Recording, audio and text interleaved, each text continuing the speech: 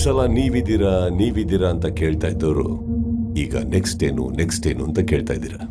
ಒಂದು ಕತೆ ಹೇಳ. ಒಂದು ಊರಲ್ಲಿ ಒಂದು ಕಾಗೆ ಇತ್ತು. ನೀವೆಲ್ಲ ಸ್ಕೂಲಲ್ಲಿ ಕೇಳಿದ್ದೀರ. ಅದೇ ಕತೆ. ಆ ಕಾಗೆಗೆ ಹಸುವಾಗಿದ್ದಾಗ ಒಡೆ ಮಾಡ್ತಾರ ಅಜ್ಜಿ ಹತ್ರ ಹೋಗಿ, ಅಜ್ಜಿ ನನಗೆ ಒಡೆ ಕೊಡ್ತೀಯಾ ಅಂತ ಕೇಳ್ತಾರೆ. ಅಜ್ಜಿ ಪ್ರೀತಿಯಿಂದ ಒಂದು ಒಡೆ ಕೊಡ್ತಾರೆ. ಕಾಗೆ ಆ ಒಡೆನ ತಗೊಂಡು ಹಾರ್ಕೊಂಡು ಹೋಗಿ ಒಂದು ಮರದ ಮೇಲೆ ಕೂತು ಇನ್ನೇನ್ ತಿನ್ಬೇಕು. ಒಬ್ಬನೆಂಟ್ರಿ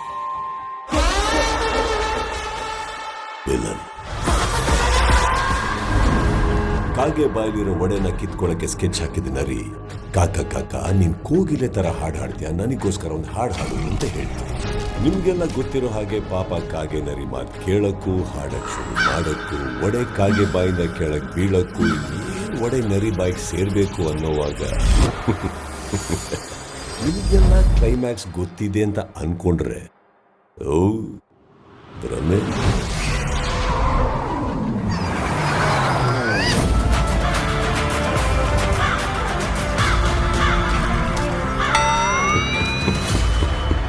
ಈ ಸಲ ಬಿಗ್ ಬಾಸ್ ಹಾಗೇನೆ ನಾವು 11 ಸೀಸನ್ ನೋಡಿದೀವಿ. ನಮಗ್ ಬಿಗ್ ಬಾಸ್ ಬಗ್ಗೆ ಎಲ್ಲಾ ಗೊತ್ತು ಅನ್ನೋರ್ಗೆ